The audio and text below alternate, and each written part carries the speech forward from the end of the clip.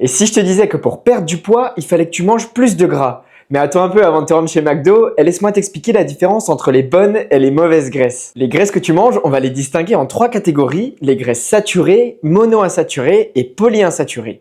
La différence, ça va être en fonction de s'il y a des doubles liaisons à l'intérieur des molécules de gras. Ici, tu vois, 0 double liaison, c'est un acide gras saturé. C'est un peu les plus nuls des acides gras. Quand tu les manges, ça va augmenter ton niveau de mauvais cholestérol et tes risques de maladies cardiovasculaires.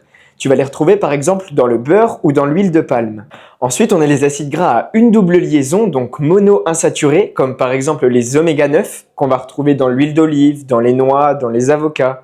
Et là, on est vraiment sur des bonnes graisses qui vont avoir un effet bénéfique sur ton cœur et tes artères. Et pour finir, mesdames et messieurs, les acides gras polyinsaturés, comme par exemple les oméga 3 ou encore les oméga 6, et là, on peut leur décerner la palme d'or des supergraisses. Des chercheurs turcs ont mené une étude qui a un bon niveau de preuve scientifique, dans laquelle ils suivent des patients en situation d'obésité qui ont un régime amaigrissant. Et en fait, une partie des sujets avait juste le régime et une autre partie avait le régime plus un complément alimentaire en oméga 3. Eh bien, figure-toi que les patients qui avaient des oméga 3 ont perdu plus de graisse abdominale que ceux qui n'en avaient pas. Et là, je sais que tu te dis Thomas, tu m'as convaincu, mais maintenant je les trouve où les oméga 3?